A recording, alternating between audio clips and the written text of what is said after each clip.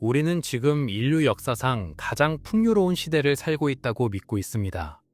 매일 밤 수많은 사람들이 화려한 조명 아래 비싼 레스토랑에서 식사를 하고 최고급 호텔의 라운지에서 성공을 전시하며 끊임없이 쏟아지는 팟캐스트와 컨텐츠를 소비합니다. 겉으로 보기에 이것은 개인의 자유로운 선택이자 취향의 향연처럼 보입니다. 하지만 여러분, 잠시 멈추어 스스로에게 질문해 보십시오. 이것이 정말 당신의 온전한 의지에 의한 선택입니까? 아니면 거대한 시스템이 당신에게 주입한 욕망의 그림자입니까? 우리는 어쩌면 자유라는 이름의 가장 정교한 감옥에 갇혀 있는 것일지도 모릅니다. 현대 사회는 우리에게 선택이라는 환상을 끊임없이 제공합니다. 수천 가지의 메뉴, 수만 가지의 여행지, 무한한 콘텐츠의 바다. 그러나 이 풍요로움 속에서 우리는 역설적이게도 가장 중요한 것을 잃어가고 있습니다. 바로 자기 자신의 감각입니다. 무엇이 진짜 맛있는지, 무엇이 진정한 휴식인지, 내 영혼을 울리는 지식이 무엇인지 느끼는 능력이 퇴화하고 있습니다. 우리는 시스템이 좋다고 규정한 것들을 소비하는 데 급급하며 그것을 나의 취향이라 착각하고 살아갑니다. 이것은 선택이 아닙니다. 이것은 세련된 형태의 사육입니다. 감각이 무뎌지는 순서는 매우 은밀하게 진행됩니다.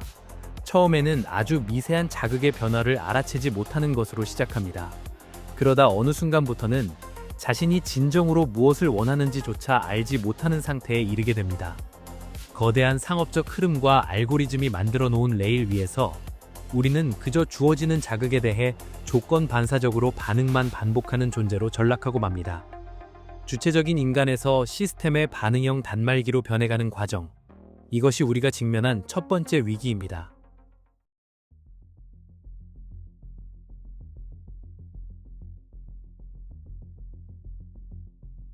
우리가 소비하는 것들의 본질을 들여다봅시다. 비싼 레스토랑을 찾는 이유가 정말 그 음식의 고유한 맛 때문입니까? 아닙니다. 우리는 그 직당이 가진 서사, 즉 유명 셰프의 이름값, 미슐랭의 별개수, 그리고 그곳에 내가 존재한다는 사실을 증명하는 사진 한 장을 소비하러 가는 것입니다. 혀끝의 감각은 중요하지 않습니다. 타인에게 보여질 때 그럴듯해 보이는 이야기, 그 그럴싸한 포장지가 알맹이를 완전히 대체해버렸습니다. 생일도 또 어떻습니까? 1년에 한 번 자신의 존재를 기념하고 사랑하는 이들과 깊은 교감을 나누는 시간이어야 할 생일이 이제는 타인의 시선을 의식하는 거대한 쇼비즈니스가 되었습니다. 화려한 파티룸, 값비싼 선물들의 전시. 이것은 축하가 아니라 자신의 사회적 위치를 확인받으려는 인정투쟁의 장입니다. 진심 어린 축하의 온기 대신 차가운 스마트폰 렌즈의 시선만이 그 자리를 채우고 있습니다. 호텔과 라운지는 진정한 휴식의 공간이 아닙니다. 그곳은 자신이 속하고 싶은 계급의 정체성을 잠시 빌려 입는 코스튬 플레이의 현장입니다. 우리는 그곳의 로비에서, 수영장에서 칵테일 한 잔을 들고 자신의 성공한 이미지를 연출합니다. 몸은 쉬고 있을지 모르나 정신은 그 어느 때보다 치열하게 자신을 포장하고 전시하는 노동을 수행하고 있는 것입니다. 이것을 진정한 휴식이라 부를 수 있겠습니까? 우리가 귀에 꽂고 사는 팟캐스트와 오디오 콘텐츠들 역시 마찬가지입니다. 진정한 지식의 습득이나 사색을 위한 것이 아닙니다. 그것은 현대인의 불안을 잠재우기 위한 백색 소음이자 내가 무언가 유익한 것을 하고 있다는 위안을 주는 배경음악일 뿐입니다. 깊이 있는 통찰보다는 얕은 정보의 나열에 익숙해지고 침묵을 견디지 못해 끊임없이 외부의 소리로 내면의 공허를 메우려 합니다. 우리는 지식을 소비하는 것이 아니라 소음 속에 안주하는 것입니다.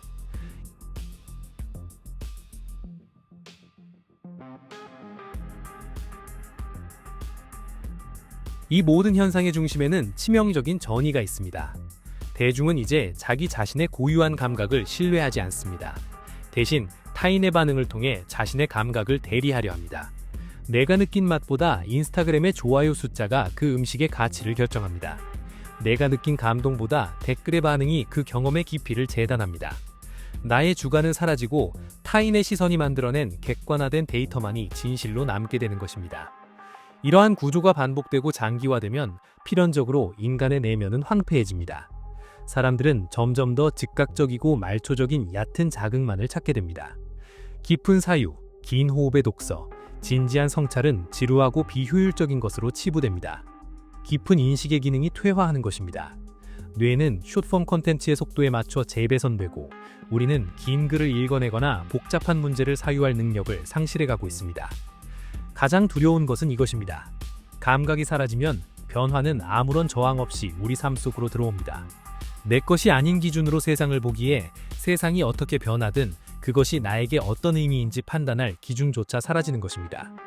비판적 사고가 마비된 상태에서 시스템이 주입하는 새로운 질서는 너무나도 자연스럽고 당연한 징보처럼 받아들여집니다. 이것이 바로 통제가 완성되는 메커니즘입니다.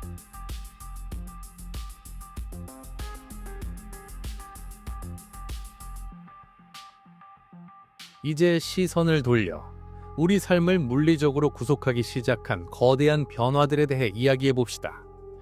최근 전 세계적으로 확대되고 있는 전기차 중심의 정책과 스마트 시티의 구역 통제 시스템을 단순한 친환경 기술의 발전으로만 보십니까? 그것은 착각입니다. 이것은 기술의 문제가 아니라 인류의 가장 본질적인 자유 중 하나인 이동 자체의 성질을 근본적으로 바꾸는 장치입니다. 과거의 자동차는 자유의 상징이었습니다. 연료만 있다면 내가 원하는 시간에 원하는 곳으로 누구의 허락도 없이 갈 수 있었습니다. 그러나 커넥티드 카와 스마트 시티의 시대는 다릅니다. 당신이 어디까지 갈 수 있는지, 언제 그 구역에 진입할 수 있는지, 심지어 당신의 차량이 그곳에 갈 자격이 있는지를 이제는 사람이 아닌 중앙의 시스템이 결정합니다. 환경보호구역, 시간제 차량 통행 제한, 스마트 톨링 시스템. 사람들은 이것을 공익을 위한 합리적인 정책이라고 생각합니다. 하지만 기억하십시오. 정책에는 인간의 의도와 토론이 개입될 여지가 있지만 시스템에는 오직 설정된 방향만이 존재합니다. 알고리즘은 왜 당신이 지금 그곳에 가야 하는지, 당신의 사정이 얼마나 급박한지 고려하지 않습니다. 오직 입력된 조건값에 따라 문을 열거나 닫을 뿐입니다. 방향은 설명되지 않습니다. 시스템의 결정은 최종적이며 그 과정은 불투명한 블랙박스 속에 감춰져 있습니다. 우리는 점점 더 허가받은 이동에 익숙해질 것입니다. 나의 이동 경로가 실시간으로 추적되고 데이터화되며 중앙 서버의 통제하에 놓이는 삶. 그것은 효율적이고 안전해 보일지 모르나 그 대가로 우리는 익명으로 존재할 권리와 우연히 길을 잃을 자유를 영원히 박탈당하게 될 것입니다.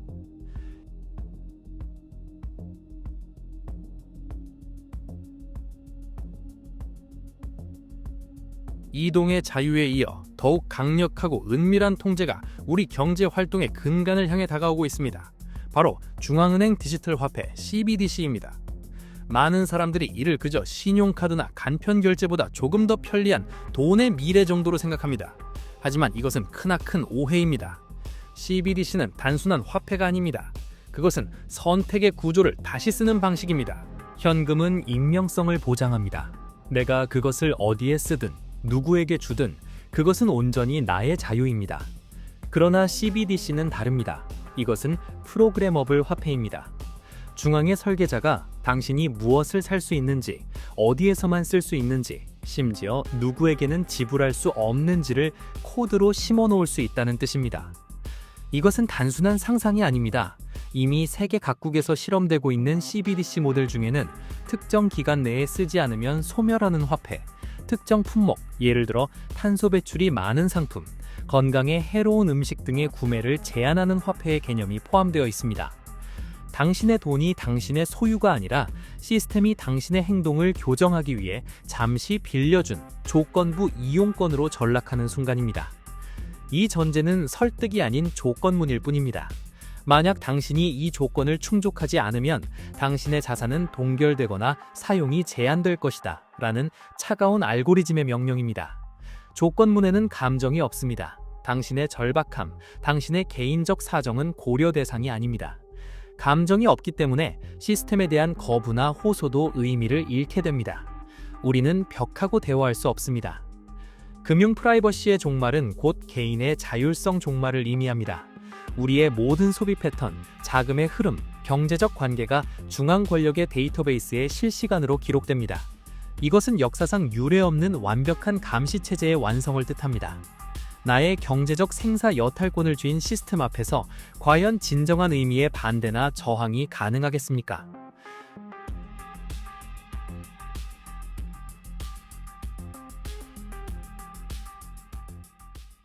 상황이 이토록 심각하게 흘러가고 있음에도 불구하고 세상은 여전히 평온해 보입니다.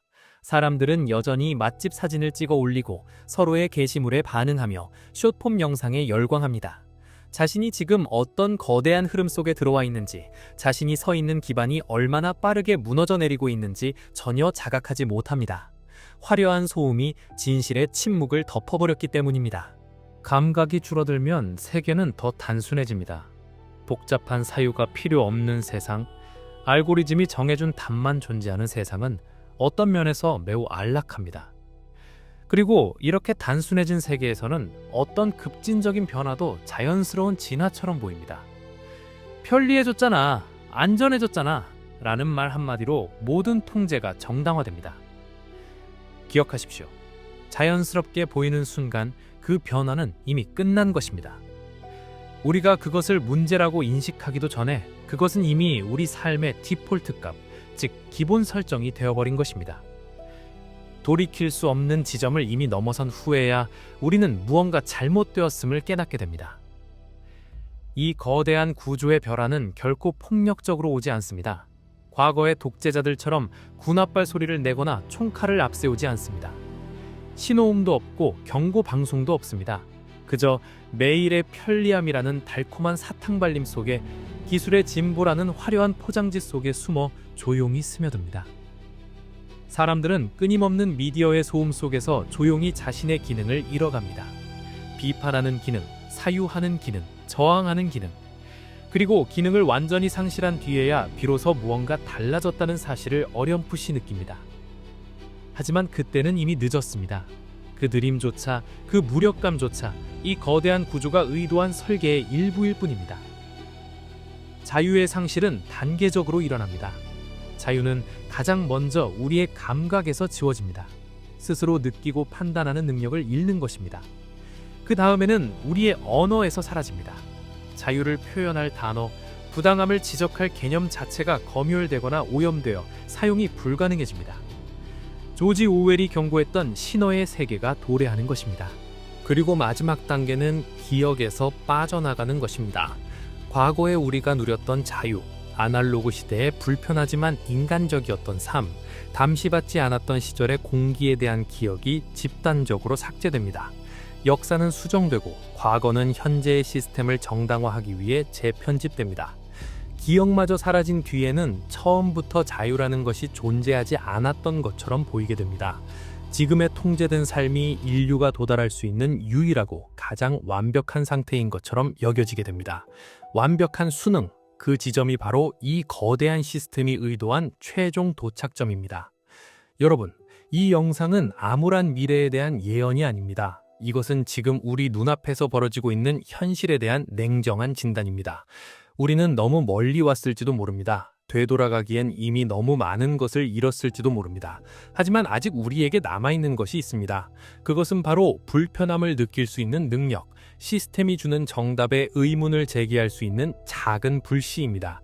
화려한 서사 대신 투박한 진실을, 타인의 좋아요 대신 나의 고독한 확신을, 편리한 통제 대신 불편한 자유를 선택할 수 있는 용기입니다. 지금 당장 스마트폰을 내려놓고 연결을 끊고 잠시 멈추어 보십시오. 그리고 당신의 내면 깊은 곳에서 들려오는 아주 작은 목소리에 귀 기울여 보십시오. 아직 당신의 감각이 살아있음을, 아직 당신이 시스템의 부속품이 아닌 온전한 인간임을 확인하십시오. 깨어 있으십시오. 그것이 우리가 할 수 있는 유일하고도 가장 위대한 저항입니다.